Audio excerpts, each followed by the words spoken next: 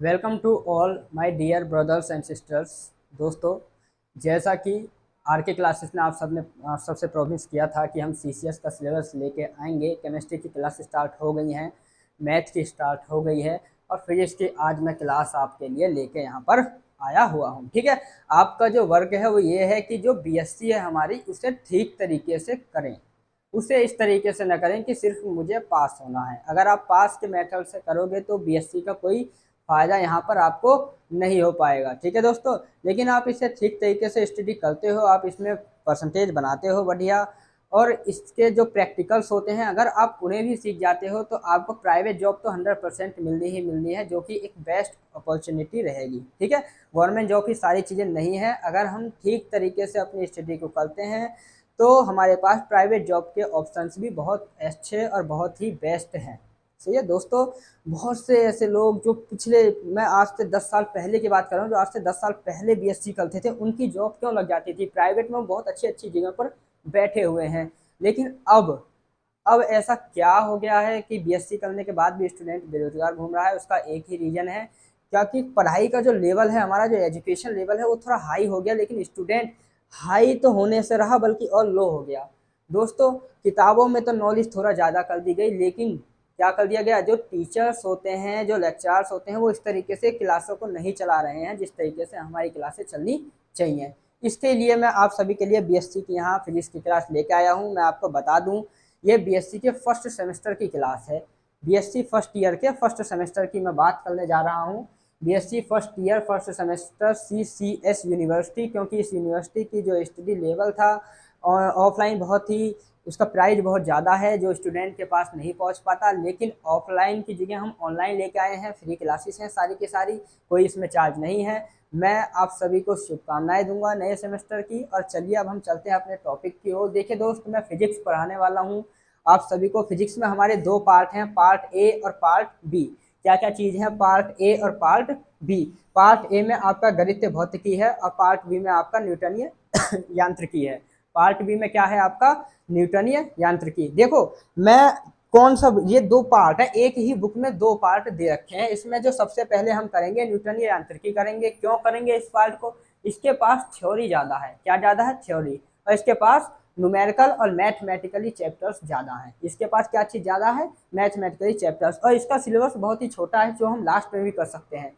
आप सभी को पता होगा कि सेमेस्टर जो है हर 2.5 से 3 महीने बाद आते रहते हैं, इसीलिए मैं आप सभी के लिए कहूँगा, आपके इंटरनल एग्जाम होंगे, आपके एक्सटर्नल एग्जाम होंगे, उन सबको क्लियर करने के लिए बेस्ट तरीके से आपको एक प्लान वाइज रीडिंग करनी होगी, एक प्लान वाइज स्टडी करनी होगी। तो सबसे पहले हम न्यूटनीय यांत्रिकी करेंगे। अब न्यूटनीय यांत्रिकी मतलब हमारे न्यूटन जी, जिन्होंने फिजिक्स पर राज किया है। क्या किया है? फिजिक्स पर दोस्तों राज किया है। इस इंसान की मैं एक बात बताऊं, बीएससी में कई स्टूडेंट फेल हो जाते हैं, फेल होने के बाद वो बीएससी छोड़ देते हैं। ठीक है, कहीं ना कहीं उनके मन में निराशा होती है, उदासी होती है।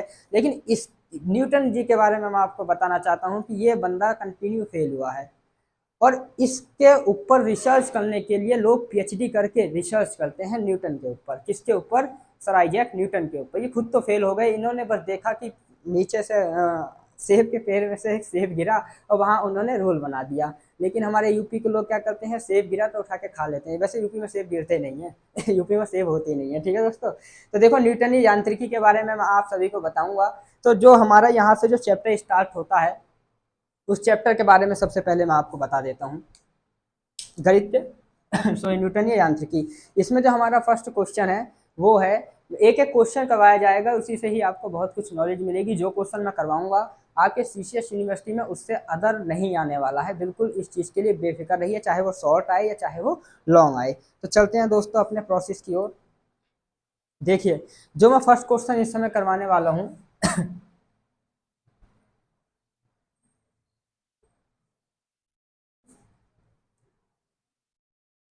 आपको बस एक काम करना है कि आपको इसके नोट्स बनाते हुए चलने हैं। ठीक है दोस्तों,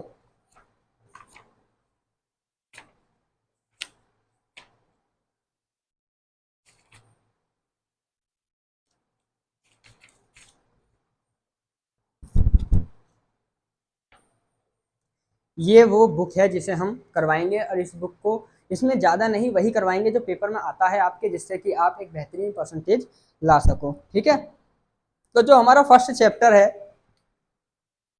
वो है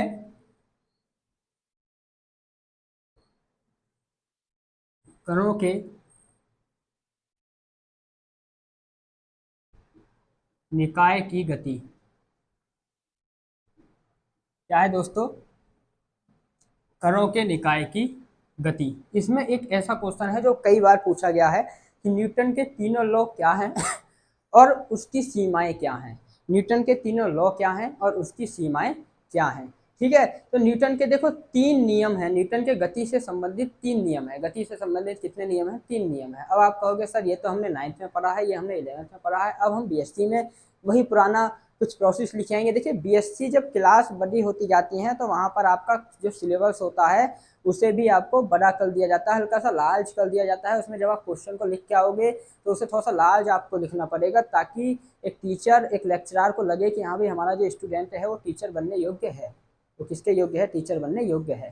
ठीक है, तो इसीलिए क्यों ना इसे थोड़ा सा लार्ज तरीके से करें, कुछ ना कुछ एक्स्ट्रा तरीके से करें। तो उसके लिए चलते हैं न्यूटन के तीनों नियमों के ऊपर चलते हैं हम। न्यूटन का प्रथम नियम देखिए दोस्तों, क्वेश्चन कैसा आएगा?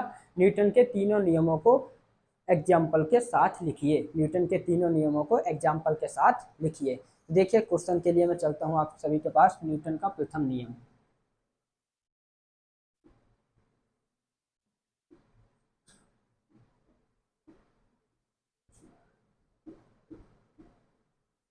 न्यूटन का प्रथम नियम, वो भी किससे? गति से संबंधित। दोस्तों ये एक क्वेश्चन जो मैंने अभी बोला है इसे नोट जरूर करना। जो कुछ मैं यहाँ लिखवा रहा हूँ नोट्स बनाते हुए चलना। आपके एग्जाम में इनसे बाहर कुछ नहीं आएगा, इसकी जिम्मेदारी आरके क्लासेस लेता है। ठीक है, चलिए न्यूटन के प्रथम नियम के ऊपर हम बात कर लेते हैं। First law of Newton. दोस्तों न्यूटन ने अपने पहले नियम में बताया है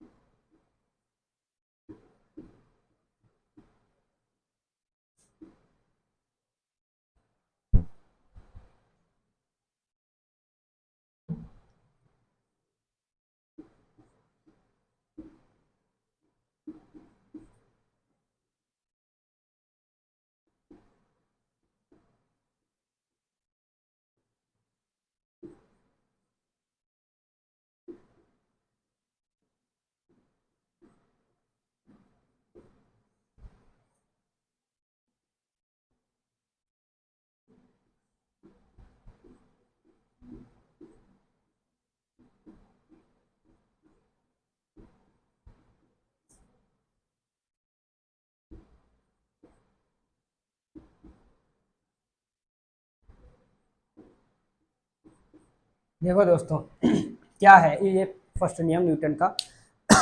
हमने 9th में पढ़ा, हमने 11th में पढ़ा, इसीलिए कोई ज़्यादा वो नहीं है। लेकिन लिखने का जो पैटर्न है ना वो आपको हल्का सा चेंज करना पड़ेगा। जब आप सीसीएस यूनिवर्सिटी में, सीसीएस यूनिवर्सिटी की मैं एक खास बात बताऊं आपको, फिजिक्स जो है जो 11th और 12th में है कम से कम 60% फिजिक्स तो वही आती है। 40% पास थोड़ा सा एक्स्ट्रा हो जाता है। यानी 60% आने के बाद भी स्टूडेंट इतने फेल होते हैं कि फाइनल ईयर तक जाते जाते, अगर फर्स्ट ईयर में 80 स्टूडेंट हैं तो फाइनल ईयर में जाते जाते 30 भी नहीं बचते।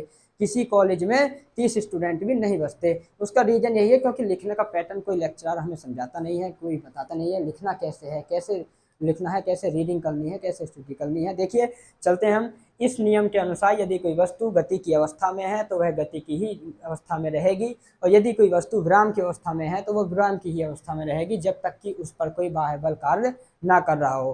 क्या, एक बार मैं फिर से रिपीट करता हूँ, अगर कोई वस्तु गति की अवस्था में है तो वह गति की ही अवस्था में रहेगी, अगर कोई वस्तु विराम की अवस्था में है तो विराम की ही अवस्था में रहेगी जब तक कि उस पर कोई बाह्य बल कार्य ना कर रहा हो। देखो दोस्तों, ये रहा न्यूटन का फर्स्ट नियम। आप इसे ध्यान से देखोगे तो ये अभी किस अवस्था में है, विराम की अवस्था में है। अब ये विराम में है तो विराम में ही रहेगी जब तक कि इस पर कोई बाह्य बल कार्य नहीं कर रहा होगा। अब बाह्य बल मैंने लगा दिया, ये हो गया देखो दोस्तों गति की अवस्था में, ठीक है।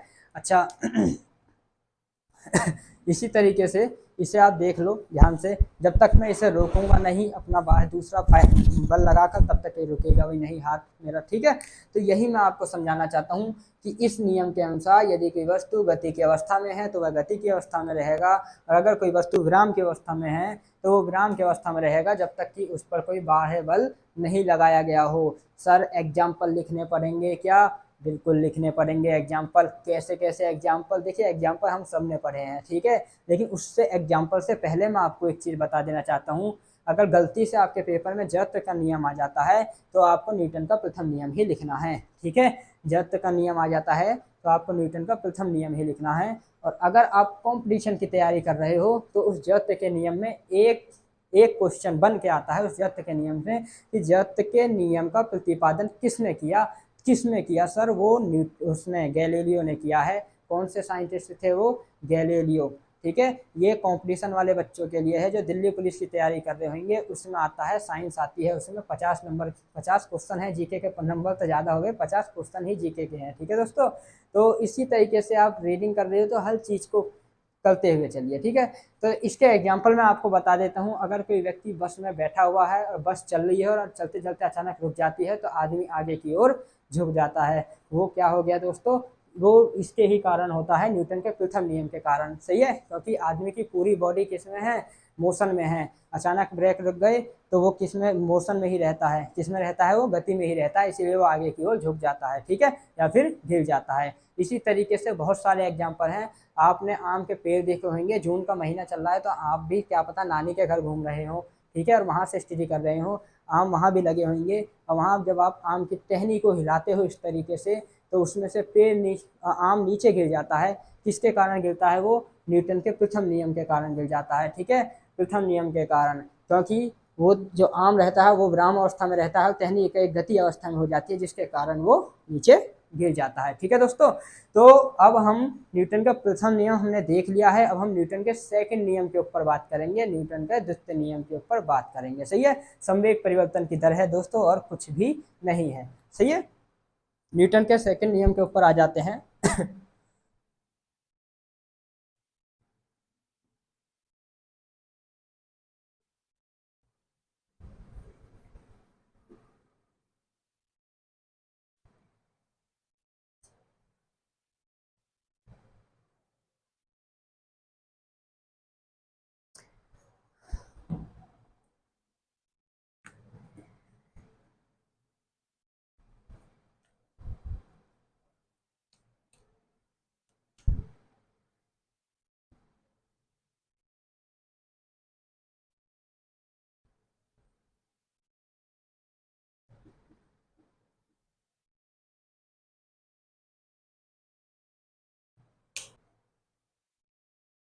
तो दोस्तों चलते हैं हम अपने न्यूटन के द्वितीय नियम के ऊपर, यानी कि सेकंड लॉ के ऊपर, ठीक है।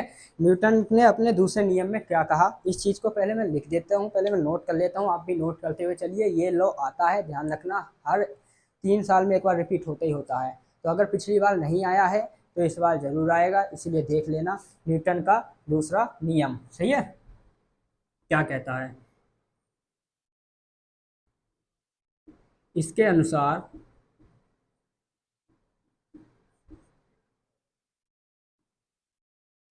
किसी पिंड पर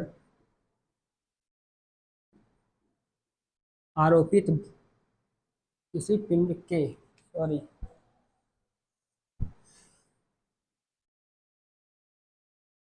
लिखते हैं दोस्तों दोबारा से एक बार फिर से, ठीक है। देखिए, तो चलते हैं दोस्तों अपने न्यूटन के सेकंड लॉ के पास। ठीक है, देखिए इसके अनुसार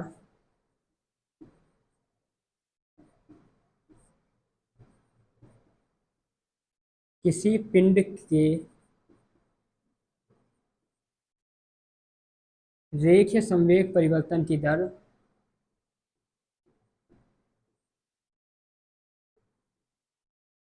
रेखीय संवेग में परिवर्तन की दर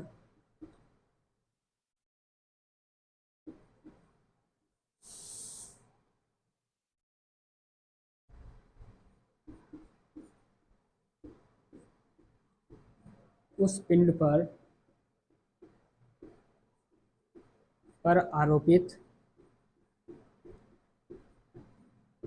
आरोपित बल के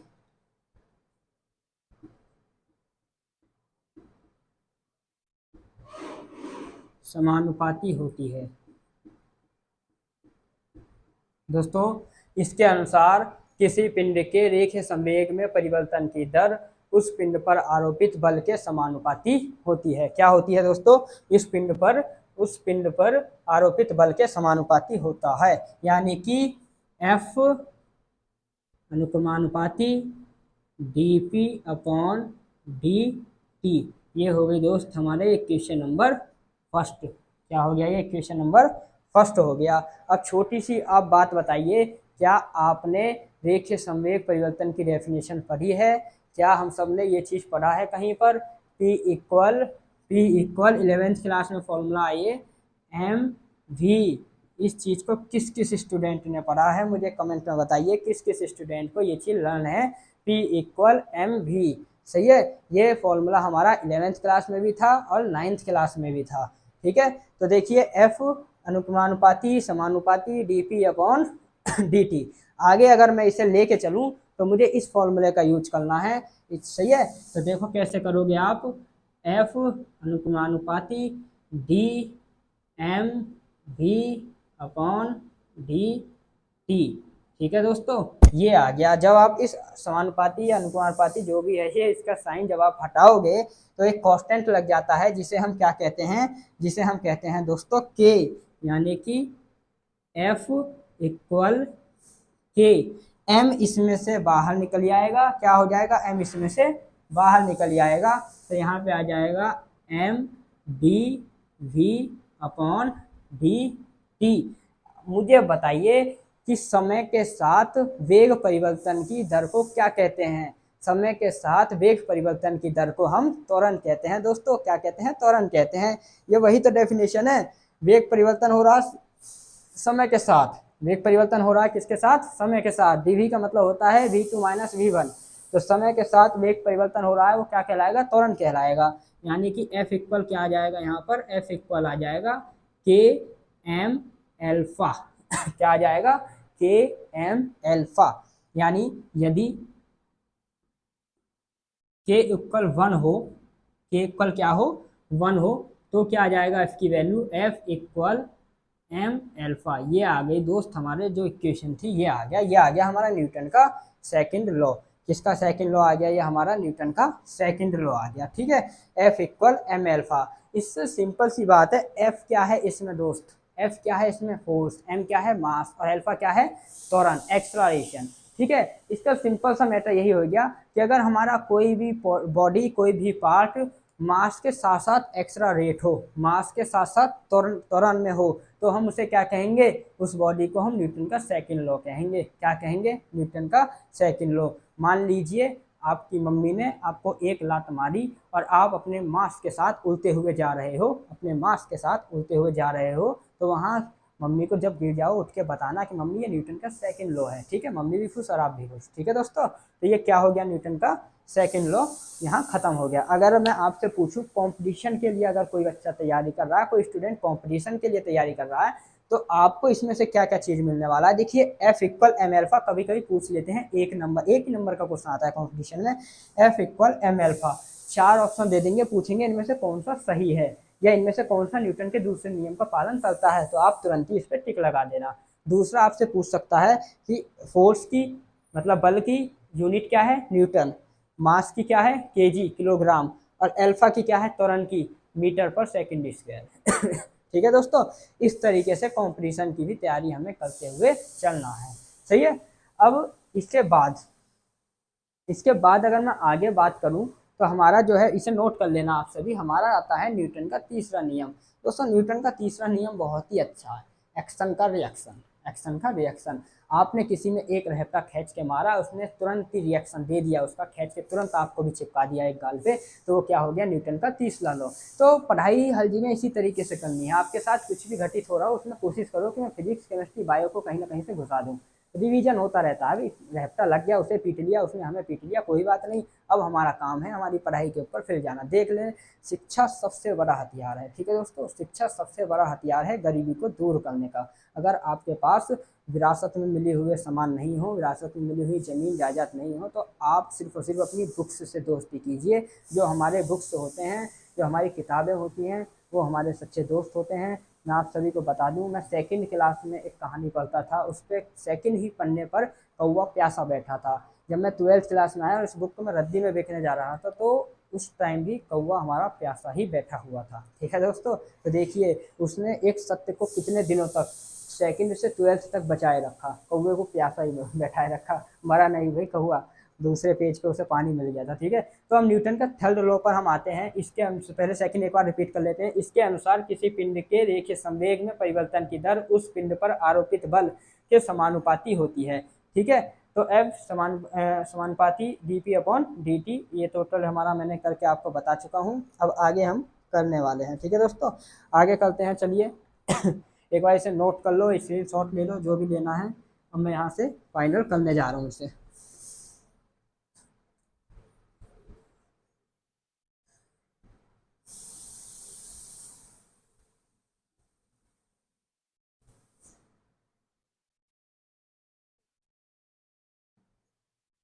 देखिए, न्यूटन का तीसरा नियम, न्यूटन का तीसरा नियम, चलिए न्यूटन का तीसरा नियम स्टार्ट करते हैं।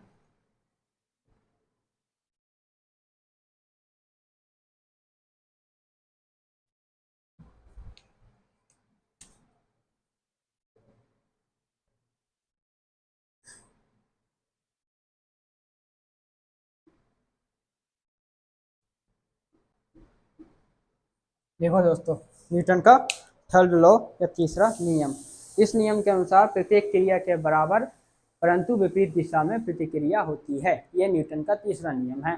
आपने रॉकेट तो उड़ते हुए देखा है, जितना फोर्स वो नीचे लगाता है उसी फोर्स के कारण वो ऊपर जा पाता है। नीचे की वो फोर्स लगाता है ऐसे, और जाता कैसे है, ऊपर। ये क्या है, न्यूटन का तीसरा लॉ है। क्या है दोस्तों, ये न्यूटन का तीसरा लॉ। रॉकेट में फोर्स लगाता है नीचे वाला इधर नीचे की ओर, और जाता कहाँ है, ऊपर की ओर। देखिए ध्यान से, ये रहा न्यूटन का तीसरा लॉ। सही है दोस्तों, न्यूटन का क्या है, ये तीसरा लॉ है। तो मैं इसे लिख देता हूँ। देखिए, दो नियम, दो रूल तो हमारे इसमें थ्योरी थी थोड़ी सी, लेकिन इसमें बहुत छोटी है। तो यहाँ पे आपको क्या करना है, एग्जाम्पल बहुत सारे लिखने हैं। आप सीसीएस यूनिवर्सिटी में हो तो आपको ये क्वेश्चन आता है, शॉर्ट में नहीं आ, शॉर्ट में आ सकता है, ये वेरी शॉर्ट में तो नहीं आएगा। अगर शॉर्ट में आता है तो आपको कम से कम 1.5 पन्ने तो वहाँ पर फुल करने पड़ेंगे, तभी नंबर मिलते हैं हमें। ठीक है, तो देखिए न्यूटन का तीसरा नियम मैं लिख देता हूँ।